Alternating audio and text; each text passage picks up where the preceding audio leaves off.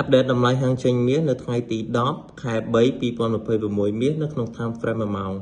បាទអញ្ចឹងយើងឃើញហើយថាទីផ្សារមាសឥឡូវហ្នឹងគឺវាកំពុងតែសាយវែងដល់ហើយទេបងប្អូនអញ្ចឹងហើយវាអត់ទាន់បានបំបែកនៅតម្លៃ support និងតម្លៃ resistance ណាមួយទេអ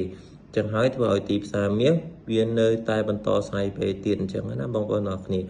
អញ្ចឹងតម្លៃដែលយើងអាចលក់បាននោះគឺនៅតម្លៃ 5,200 ហើយតម្លៃលក់នៅខាងលើគឺនៅតម្លៃ 5,288 បាទហើយនឹងតម្លៃទិញទី1គឺនៅតម្លៃ